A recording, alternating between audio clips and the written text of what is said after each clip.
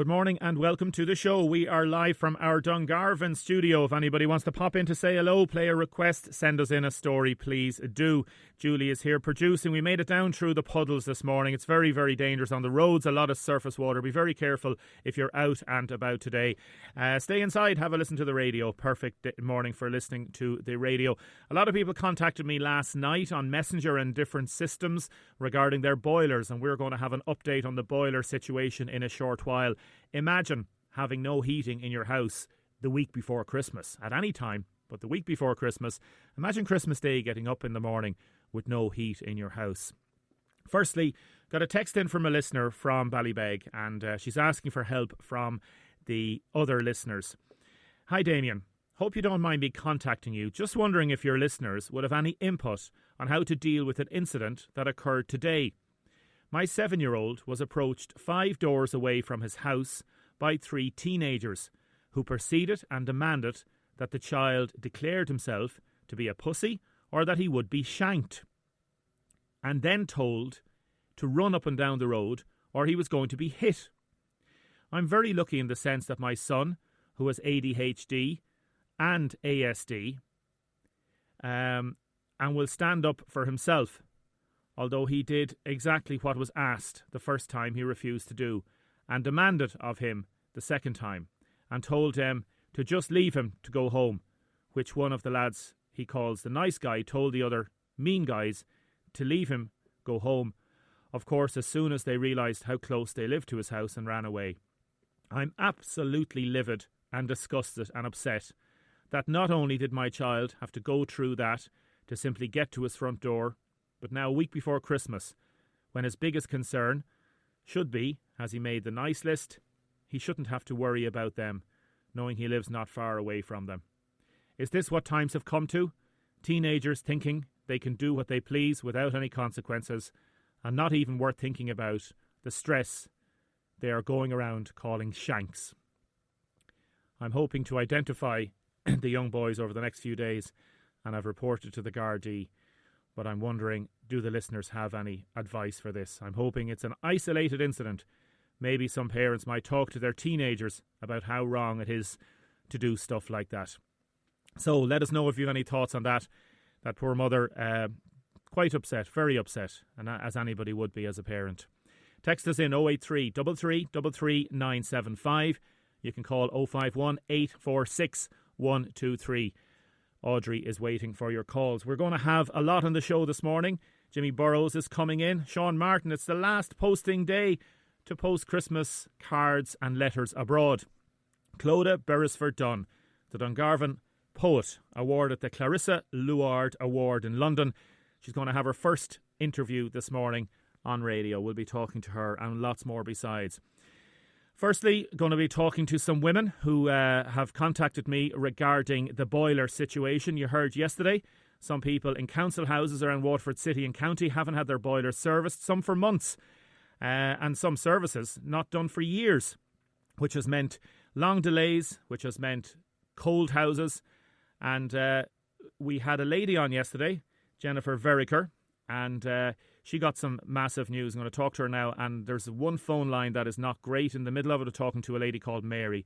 Jenny Veriker, good morning. Good morning, Damien. How are you? Are you warm? I'm absolutely sweating. I'm running around the house in a bit short. Tell us, you came on the programme yesterday. Listeners heard your story, but it seems that other people heard your story, maybe people within the council. I think so. At about 12:10 yesterday, I got a knock at the front door and the chaps from the council to fix the heating. So I said, in you come. So it was actually, the fan was broke. So within about 10-15 minutes, he had it fixed. About 5 minutes, 10 minutes after that, I got another knock at the door from a construction company. And I was looking at him, he said, I'm here to fix your leak. I said, and what leak? Oh, he said, have you not got a leak? No. Oh, he said, you have a leak. So the next minute he went out and he changed all the tiles on the roof of the extension because seemingly the water was pouring in onto the shower, so that's what caused it to blow. And about a half an hour later, I get the phone call, are you at home? I am. We're here to fix your shower. I said, you're joking. No, so I'm washed, I'm warm, and I've no drippy roof. No. So, thanks very much. These phone calls came in at 12:10, just after the programme finished, that it started. Just after the programme finished, at about 12:10, I got the first knock at the door. And then about a half an hour later, then I got the second knock. And about 3/4 of an hour later, then the chap came in to fix the shower. So we're flying up there. You were tripping over the workers. I was. It was like Paddington Station. There was workmen all over the house. I was sitting down and I was just looking, going, what is after happening? But it's disgraceful to say that I had to go on to a radio station after 6 months to have heating fixed in a house. And for people that didn't hear you, right. You're blind and your husband is blind. He's a Paralympic cyclist. He cycles with a colleague. And you're living in Larchville, is it, Lisduggan? Yeah, 60 Larchville, yeah. And basically you were sitting there in the freezing cold. Your toes were nearly freezing yesterday. It was just awful cold and has been. And just because it has been for just because you came on radio, everything has now been sorted. Everything has been fixed. Yeah. In one respect, Jennifer, it shows the power of radio. It shows the power of this programme, and in another respect, as you say, it is absolutely disgraceful that's what has to. Isn't it? That I have to go publicly and say I have no heat and I have no shower, and that they won't fix it. Like the heating is broke since the early June, and the shower is broke since October. And it took to go on air to swallow my pride and tell the whole of Waterford what issues I was having to get it fixed. It's terrible.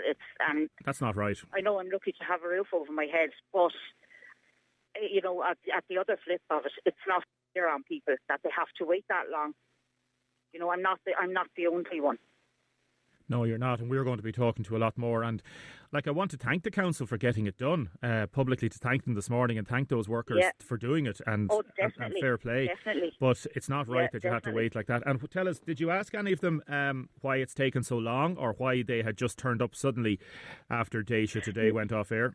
I did. I was speaking to the first chap that came in about the heating, and I said to him, it took the power of me. I said, making a show of myself on the radio for you to come, and he just started laughing. I said, why? I said, I'm without heating for 6 months, and he just said, oh, are you?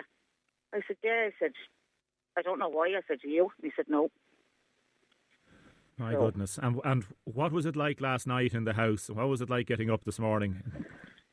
Well, it was absolutely lovely, apart from we got a knock at the door then at 7 o'clock. It was the anti-doping for Damien, so... Yeah, the house was very busy yesterday. So he had to be, he had to give a urine sample or whatever it was last night, was it? Bloods and urine, yeah. Bloods and urine. My championships are coming up, so yeah. I opened the door and I was, what the hell? I said, it couldn't be somebody else. I'm going to find anti-doping. I said, oh God. And how long did that take? That takes a little while, doesn't it? An hour? Yeah, it depends, Damien. The first samples were too diluted, so they were there for about 3-4 hours, about 3.5 hours. 3.5 hours last night. Their job. Yeah. And we were lovely and warm. Well, listen, Jenny, thanks so much for taking our call this morning. Thank you for ringing in yesterday. And as you say, swallowing your pride, it's an awful thing to have to do, but at the same time, it got results, and that's what we're about on this programme, to try and get results for people. So I'm delighted we were able to help. And as I say, thanks to everybody working within the council, but it's not... you deserve an explanation, and other tenants deserve an explanation about why this isn't done before now. Yeah. As I said, there's plenty more people out there. You know what I mean? Do they all have to do what I have to? Do they all have to do what I done to get things fixed? Do you know what I mean? It's not fair on people, and especially elderly people as well. Where does that leave them?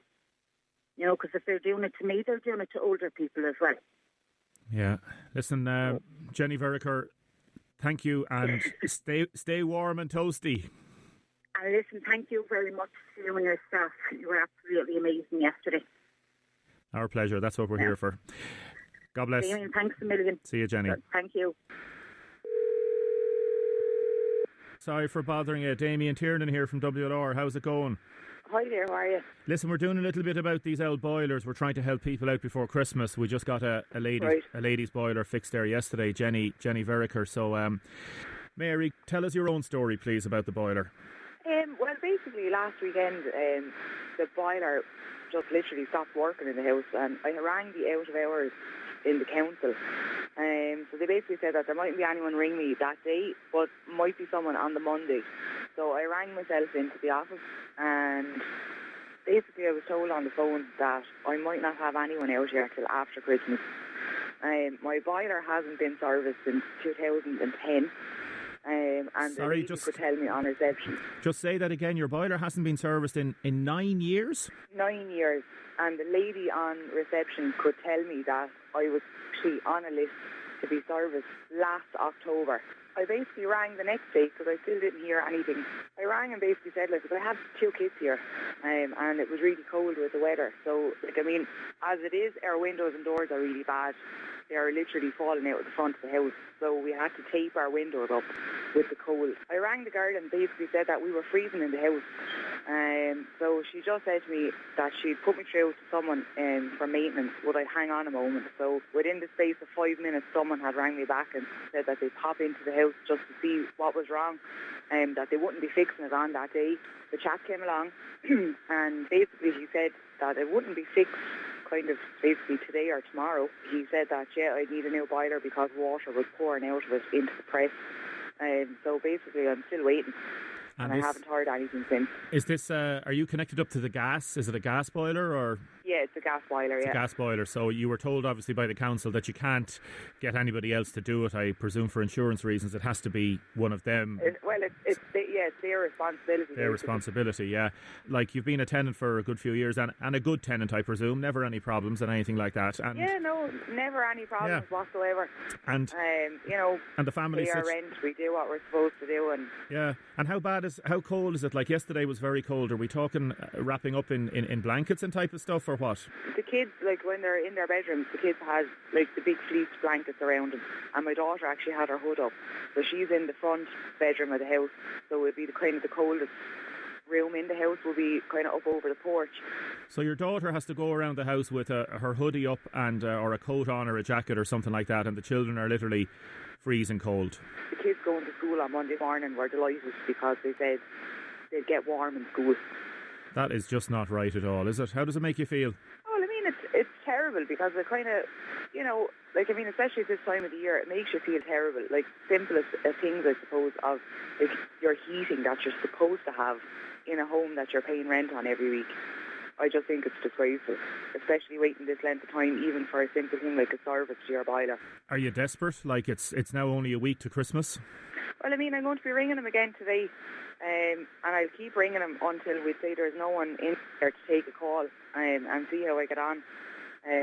There's no more I can kind of do, I'll just keep ringing and finding out why no one's coming out. Will you tell them that you were on Deise today, and I'll go around and do a video later if we can to try and publicise it, because it's just not right. Okay? I definitely will. Listen, mind yourself. I hope you get an answer today. Okay, thanks very much.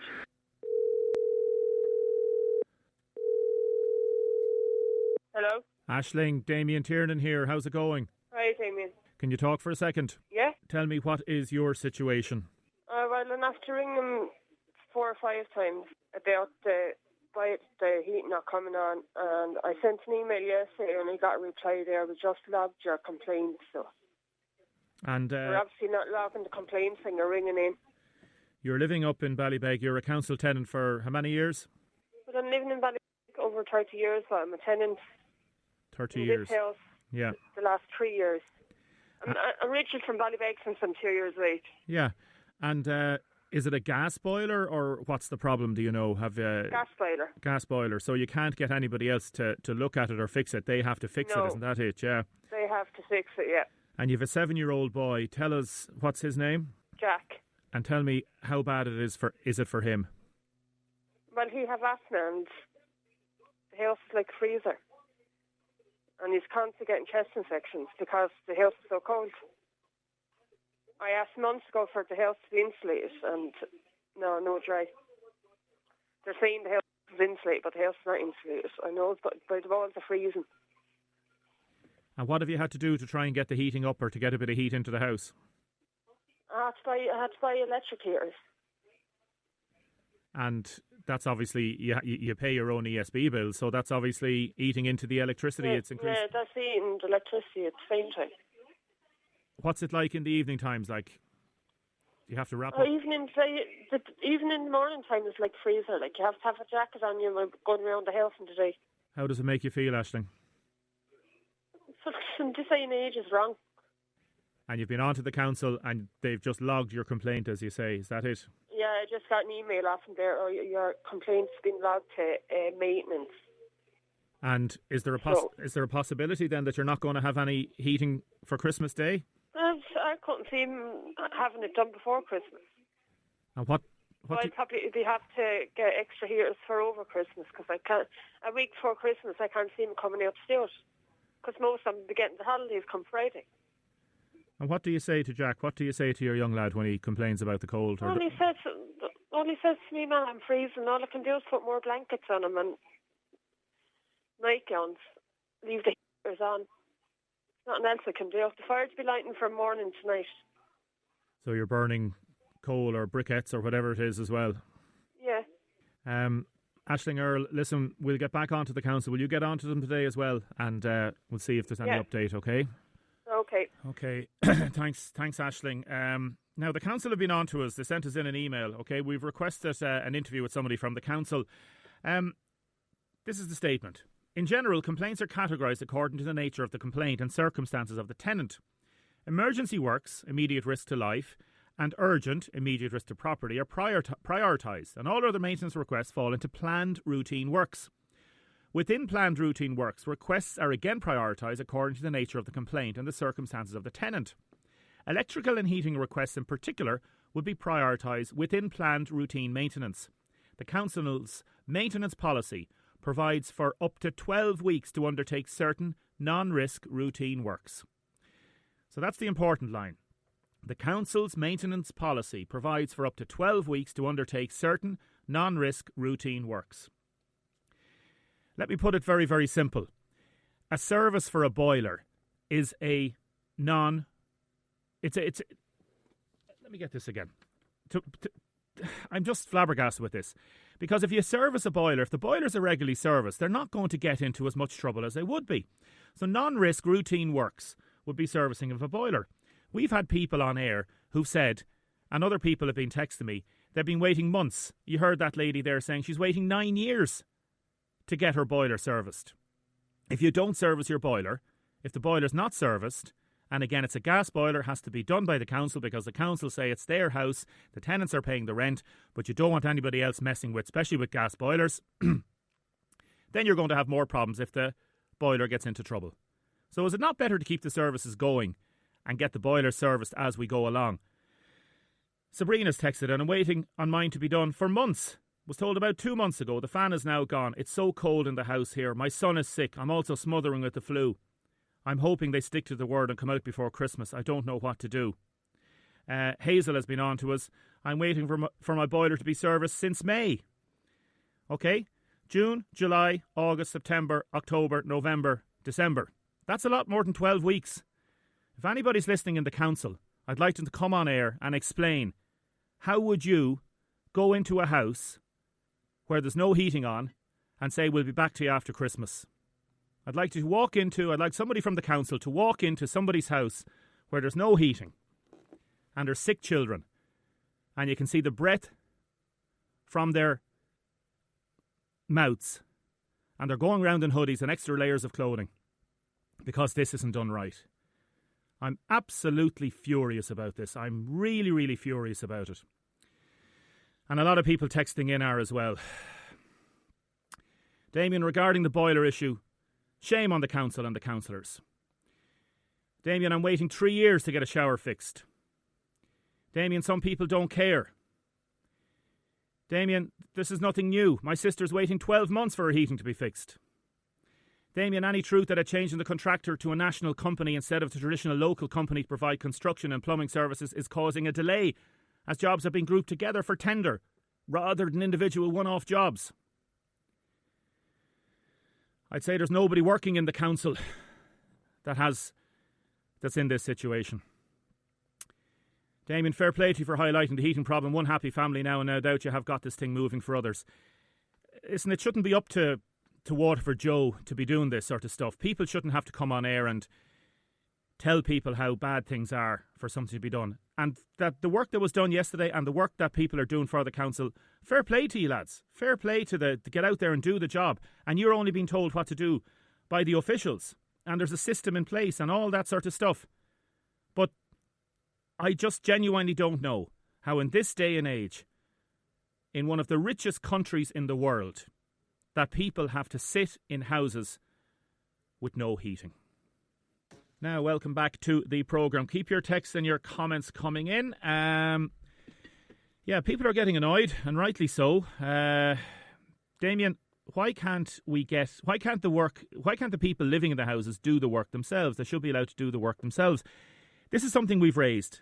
Now, I'm going to say this, and I've said it before, so I'm going to say it again, okay? The council own the house. The tenants are paying the rent. It's a gas boiler. So it's not just an ordinary boiler that somebody go in and fix it. We'd say an oil boiler, or an oil man can come and have a look at the boiler or whatever. It's a gas boiler, so there's specific things regarding gas. You have to be very, very careful with it. And because the council own the house, the council are responsible for the fittings within the house. The gas boiler is a fitting within that house. So if you got somebody else in to do the work and something went wrong, you could be held liable for that. You could be in serious trouble. So there's major issues there with that. Damien, I'm in a house, I don't even have a fireplace, no heat, says Catherine. Damien, I waited 6 months last year, Christmas, without heating. They sent out 5 different people to look at it. And all it needed was a service. Had to wait 3 months for it to be done. Damien, the councillors are climbing all over each other to get on your show each week to announce they get a good job done. Where are they now? Damien, my mum only got sorted recently after 6 months. The biggest problem is the tendering to small local businesses who just don't have the manpower to cope with the backlog. Damien, boiler service due February 2019. Never done. Now the boiler has stopped working. I rang in September. I told us a backlog before Christmas. Tom. We'll come back to that and we'll see what they say. Jenny and Jimmy, how's it going? Great. Yeah, we'll talk positive stuff now. We'll talk positive stuff now. But I wouldn't like to have no heating for Christmas. It's not right, isn't it? We talk about best business practice and all that, and you're business people. You know, some people just have to change business practice sometimes, don't they? Absolutely, always looking for best practice and how people can up their game and follow lean practices. And so I'd be hopeful that the council might find best practice in other counties on a situation like the boilers. Yeah, surely there's better ways that can be deliver more efficient services to people. I think so, yeah. Jenny Beresford, listen, thanks for joining us. You're at Dungarvan Chamber, and Dungarvan Aglow, business in the town, vouchers for Christmas. Dungarvan Aglow, how's it going? Dungarvan Aglow is going very well this year. There has been, we'll say, a slight taint this year as regards there's a bit of negative publicity surrounding the change of contractor, which is an issue that people have with the council. For the lights? Yes. But as a whole, Dungarvan Aglow is, we'll say, the group is a promotional group, and so the promotion of Dungarvan Aglow has been phenomenal this year. And we have been on many national newspapers and radio stations, and obviously local ones, WLR, Beat, and the local papers as well.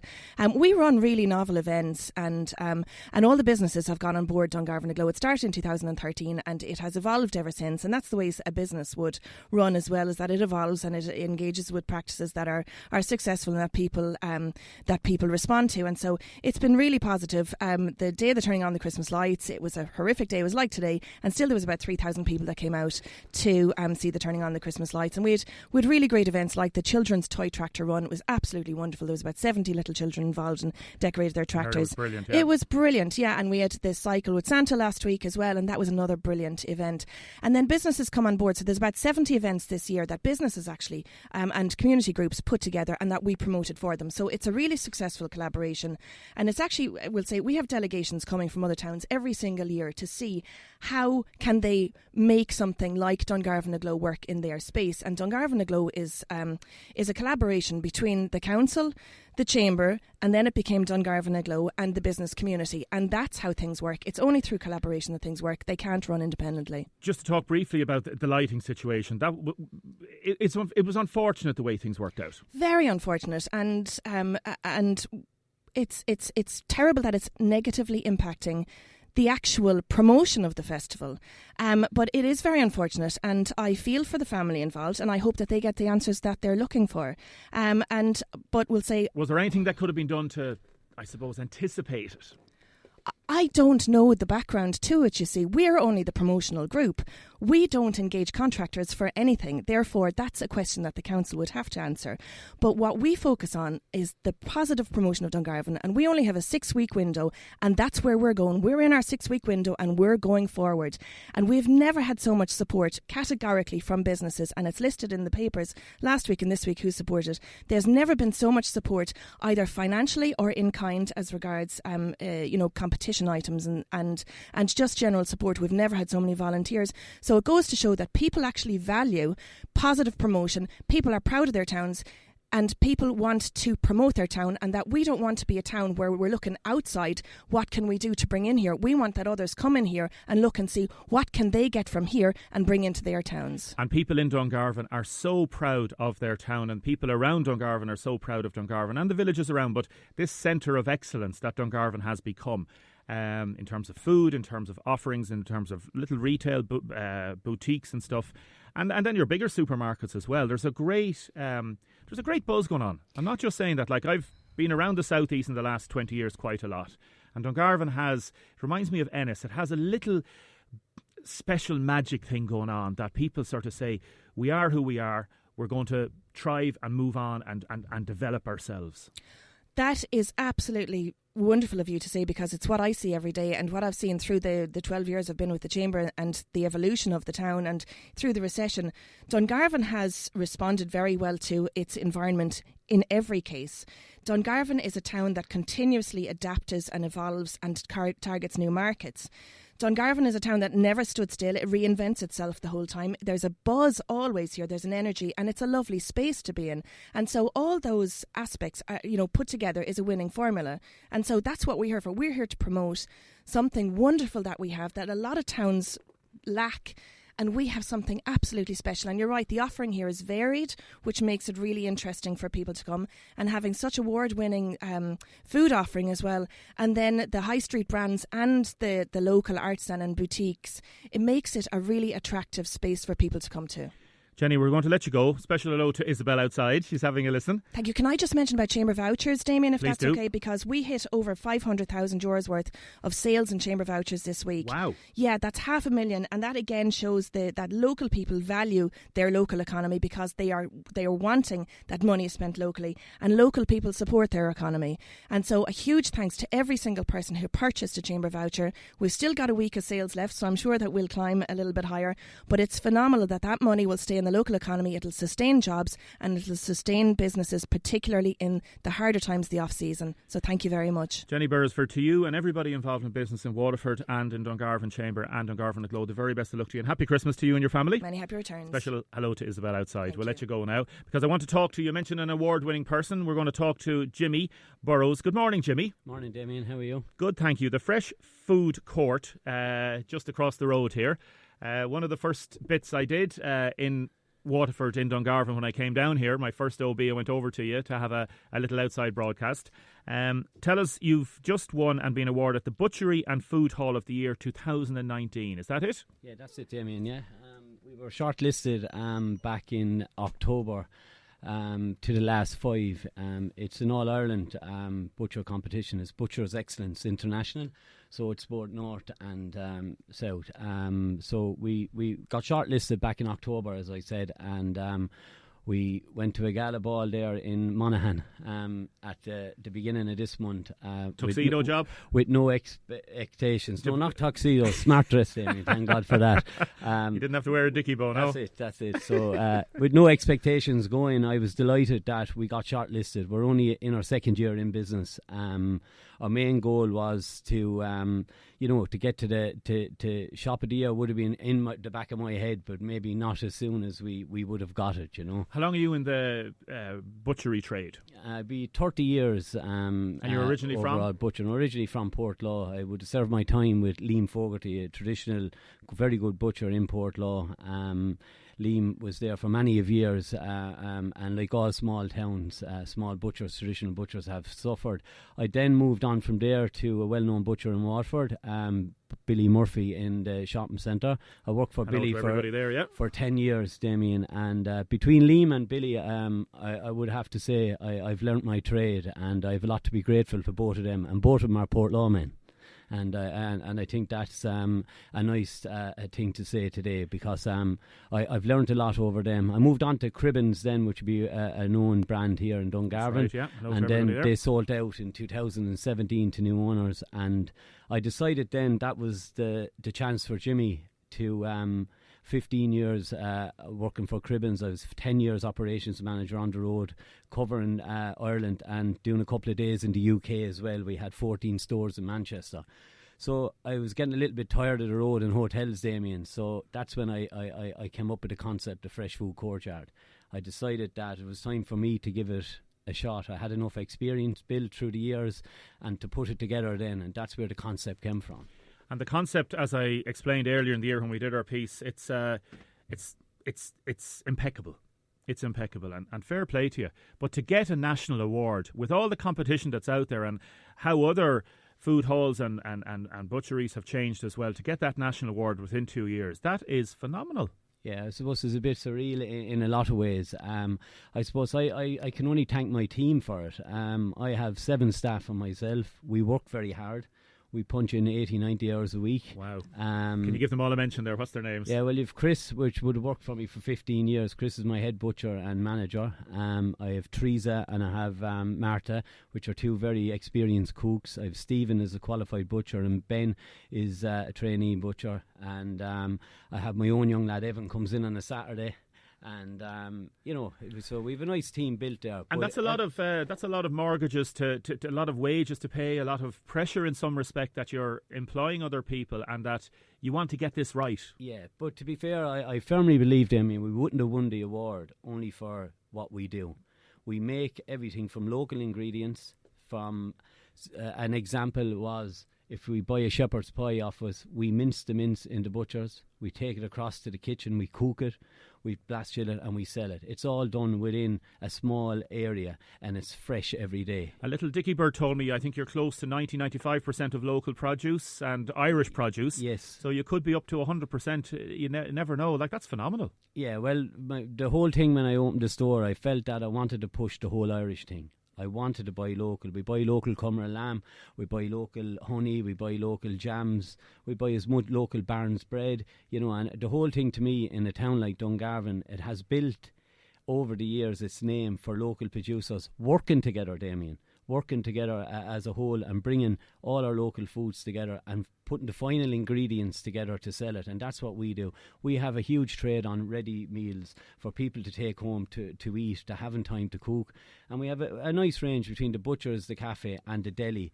And 95% of what we do is done in store. Maybe 98% at this stage, Are you enjoying it? I'm loving it, Damien. I'm loving it. I was always big into product development and coming up with new ideas, and I wreck the lads' head in the shop, to be honest with you, because every day I come up with something different, and often it may work and it may not work. Like, we've won some great awards over the year, like our steak stir fry has won. We won a gold medal for that back in February. We won best chicken wings in Ireland in June, which was a great one, and we won a steakhouse one. So when you enter something into a competition against your other fellow colleagues in the trade and you come out with a gold, I come out with a silver or a bronze, there's a bit of pride in that, and we take a lot of pride in what we do, Pride in work and professionalism and, as I say, standards. That's what it's all about, and fair play to you. Yeah, well, I just think, and Damien, if I may say this, I just think that local businesses and small businesses, that from the outside looking in, a lot of the time people might think that they're flying, but without footfall I wouldn't be there. The first 12 months for me would have been tough, like anyone setting up a new company. I invested a lot into it. We're on the corner where we are situated. We're not in prime location, and we had to build it on quality. We had to build it on someone having that experience when they sit down to their meal, that, God, that was nice, I'm going to visit him the next day. And we worked hard at that, and it wasn't easy, but we're getting there. And I have to say, we're really getting there quite quickly. Quick request for your family members. Yeah, I would like Paula. It was a huge support to me at home, and Evan and Abby. Paula does a lot of work behind the scenes that is not seen in the store, and at a cost effective when you're starting out, that you don't have an extra cost. And she's very involved in the business, and so are the two kids. And it's a great journey we're on, and we just have to keep working at it. It's like playing a match, Damien. You're only as good as your last game in the food industry. You have to keep working hard at it. Jimmy, happy Christmas to you, to Paula and all the family. Jimmy Burrows Fresh Food Courtyard. Congratulations, continued success. And to all the butcheries in Waterford and Dungarvan especially. I know there's a lot of very good quality ones out there. The very best of luck to ye, particularly over the coming days when it's going to be mad busy. Jimmy Burrows, congratulations. Thanks a million, Damien. Thank you. Now, welcome back to the programme. We're trying to get Sean Martin on the line around posting and letters and parcels and all that sort of stuff, because today is the last day for posting abroad. We'll try Sean again in a second. Now, there's a lot of people texting in about the boiler situation. My cousin is on her mum's couch with her kids, 5 years on the housing list. These people have homes, no heating. What about the people who have no bloody houses, full stop? Homeless crisis here in Waterford and Ireland, and people with homes are on the radio crying, give me strength. It's all, I suppose, you put it into context, texter, and you're right. If you don't have a home, you're in a worse situation. But if you have a home and you don't have heating, you're in a pretty bad situation as well. Damien, I'm sure Daniel O'Donnell would take a look at any of those boilers for people, says this person, which is another good one there as well. Damien, we recently moved into a council house in Dungarvan, and what we were greeted with was absolutely atrocious. No heating, the water tank has been leaking heavily in the hot press for the last 2 months. We've little to no confidence in the council when it comes to sorting out these major issues. We've had to sacrifice some of the Christmas this year to pay for a new oil-filled radiators in the children's rooms. We've paid for private electricians and plumbers to fix serious issues and fire issues. All this since we moved in 2 months ago. Now, again, there's a person who has fixed stuff themselves and got people in to fix stuff. So is there a difference in different parts of the county in terms of how boilers and repairs are done on maintenance work for council houses? Because the texter in from Portlaw said it's different in Portlaw. Over 40 years, any repairs and the works done are carried out by the tenant.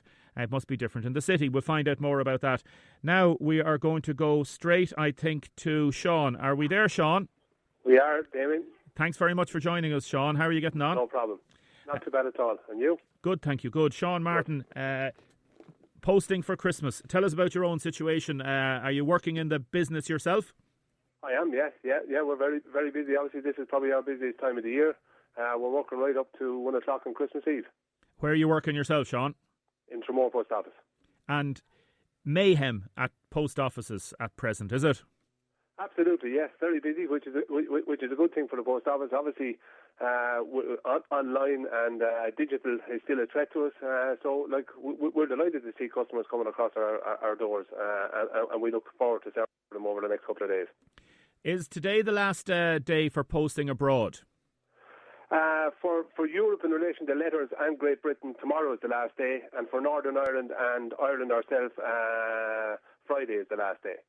So if anybody wants to post a letter over to France or Germany or anything like that, today is the last day. But just to be sure, if they want to get their letters over, tomorrow. And for Great Britain, parcels and letters is tomorrow as well. Yeah. There's been a lot of increase in business, not just with the An Post parcel service, but I suppose there's you have these Amazon, all sorts of things like that. We're talking about businesses being supporting local businesses in Tramore and Dungarvan and Waterford, and yet I suppose there's some still a fair bit of online shopping. Does that help your business in some respect? Not the post office. The post offices themselves, obviously, it helps the corporate on post in relation to the business, the parcel business, but not the local sub-post offices. It doesn't hugely benefit them, but at the same time, if it benefits the company, obviously it has a knock-on effect on us. But we need people across the counter to be able to, buy their stamps locally, as you said, helping people locally, buying local, buying Irish is hugely important to sustain and create jobs in Ireland, which is important for everyone. Obviously, as I said, the post office is still under threat because we still need people to come across our doors. As you said, Amazon and online and digital standing orders and direct debits has a huge impact on our business. And for us to stay in business, we need the customers to support us. And, we would like to thank and wish all our customers that support all the post offices nationwide a very happy, healthy and safe Christmas. Sean, thank you very much. Really appreciate it, and thanks for your lovely comments. Okay, no problem. Happy Christmas to you and yours. Thanks very much, Sean, and to everybody working in postal deliveries and in parcel deliveries. Stay safe on the roads. I know it's a very, very busy time, and hope you have a peaceful and happy Christmas. We're back with more of your texts and comments. Now, a lot of people still texting in. Damien, sorry, but the same rules should apply to every council tenant. My man, living in Portlaw, council tenant all her life. My mother, it says, over 40 years, any works or repairs that need to be carried out have to be done by the tenant. Must be different for people in the city. People need to realise to use the ballot box, says Max. Other people saying, Damien, it's shocking to hear about people before Christmas with no heat in their houses and they can't get a gas boiler fixed a week before Christmas. If you ask certain national politicians, elected officials to come on air, will they'll be looking for a few votes in a few weeks' times? They won't come on air. They won't be quick to come on your show when it's shocking. There's young children are sick because there's no heat in their houses. Keep up the good work. Good morning, Damien. Where can I buy a Dungarvan Chamber voucher? Any of the main premises in town. I'll just confirm that in a few seconds.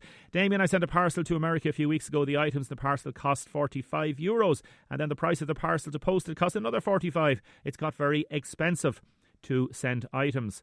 Damien, when driving, you were talking about the gas boilers. I'm waiting 2.5 years to get my boiler serviced.